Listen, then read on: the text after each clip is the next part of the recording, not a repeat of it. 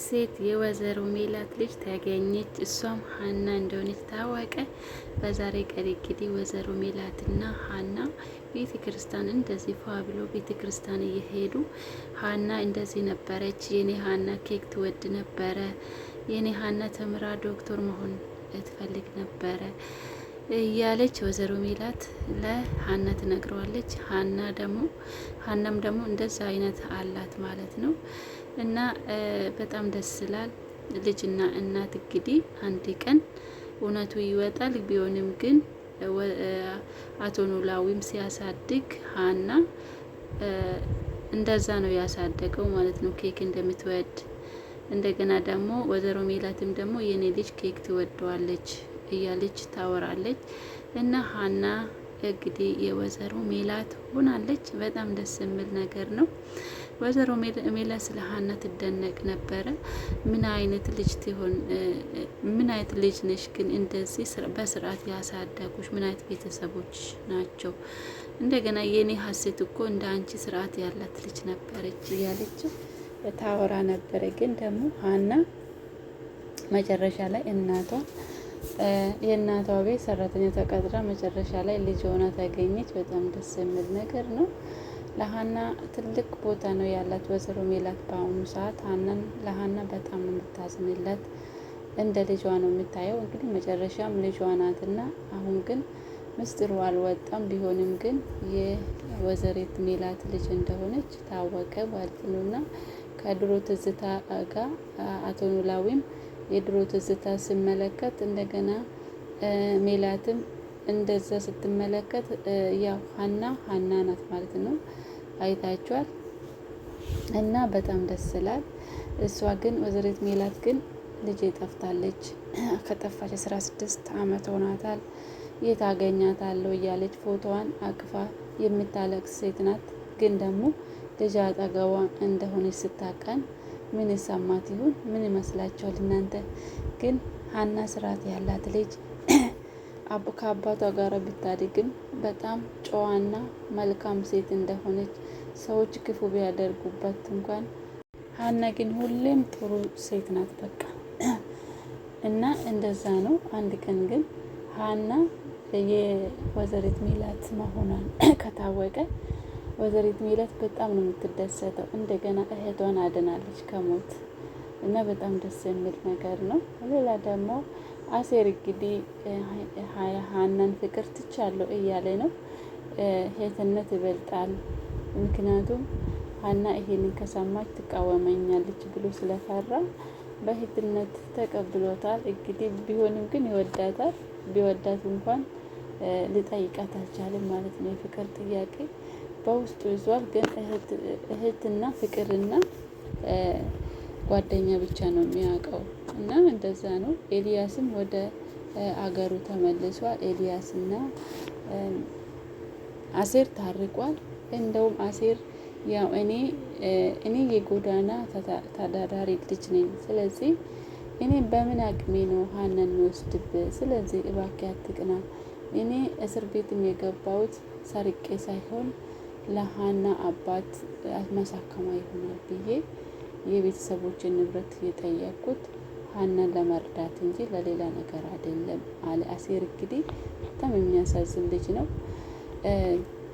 ለዛ ነው አንድ ላይ ተባብረን የሀና አባት እናሳክማለን ብለዋል፣ ተባብሏል። እንግዲህ ታረቀኝም እንደዛ ነው ያለው። ያው አሴር እንደ ድሮ አይደለም፣ በጣም ተቀይሯል። መስርቅም ትቷል። ከኛ በላይ እሱ በጣም መልካም ልብ ያለ ልጅ ነው። እኛ ራሳችን እንደዚህ አላሰብንም፣ ስራ ያለን።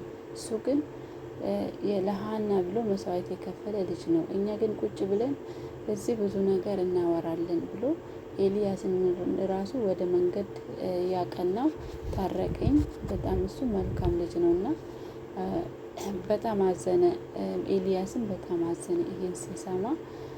አሴር ያው ሀና ይወስድብኛል ብለህ ስለፈራ አውቄባለሁ። እኔ መቼም ቢሆን ሀናን አልወስድብህም፣ ግን እኔ ሀና ስላሳዘነችኝ ሕክምና ለመርዳት ብቻ ነው እኔ ይህን ነገር ያደረኩት ብሎ ግልጽ ሲያደርግለት፣ ያው ኤልያስም ከዚህ በፊት ስለሰማ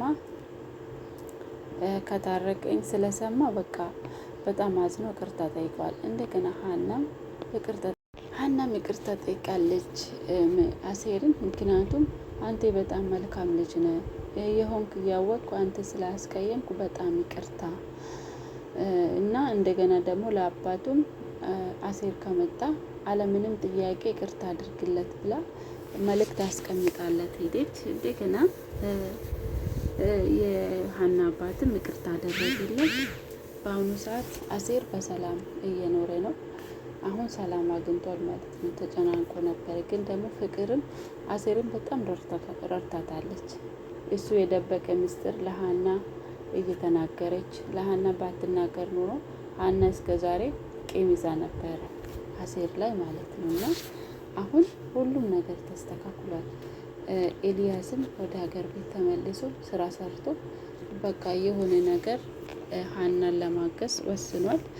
እንደገና ታረቀኝም እንደዛ አንድ ላይ ሆነን እናሳክማለን ተባብሏል ማለት ነው። እና በአሁኑ ሰዓት ግን ሁሉም ነገር ጥሩ ነገር እየሆነ ነው።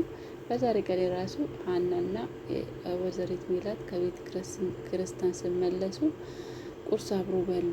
እንደገና የምትወደው ኬክም ገዝታላት እሷ ደግሞ ለአባቱ ወሰደችለት ማለት ነው። አባቱ ሲያሳድግ ሀናን በጣም በእንክብካቤ ነው ያሳደጋት እና እሷም ደግሞ በጣም ነው የምትወደው አባቷ። አሁን ራሱ ትልቅ ሆኖ አባቴ ናፈከኝ፣ ለዛ ነው ከስራ ትቼ የመጣው ብላ ትናገራለች። እና በዛሬ ቀን ራሱ ኬክ ስታመጣለት የድሮን ትዝታ እያስታወሱ በቃ በጣም ነበረ የተደሰቱት። እና ሀና በጣም መልካም ሴት ናት። የወይዘሮ ሜላት ልጅ በመሆኗም ደግሞ ታድላለች። እንግዲህ ከአሁኑ በኋላ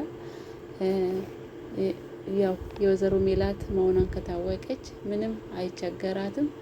ሁሉም ነገር እንደ ሰላምና እንደ ምናሴ ትኖራለች ማለት ነው። ሀና የታደለች እድል ነው አላት። በዚህ የሚወዳት አባት አላት፣ በዚህ የሚወዳት እናት አላት። እሷም ደግሞ ስርዓት ያላት ሰው አክባሪ ፈጣሪን የምትፈራለች ስለሆነች መጨረሻዋ ያምራል ብዬ ነው የማስበው።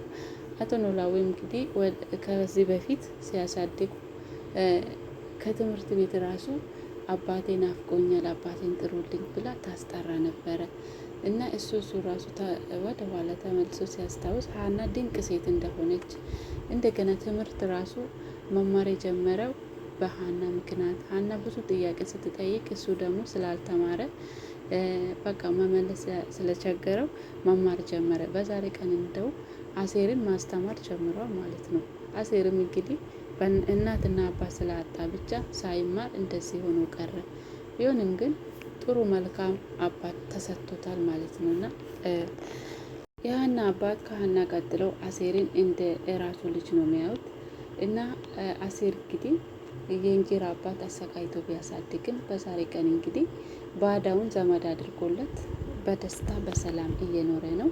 ከሀና ፍቅር ቢይዝም ግን ፍቅር የሚለው ፊደል ብቻ ለመማር በጣም ይጥራል ማለት ነው። እና ውዶቼ ደህና ሁኑ። አመሰግናለሁ።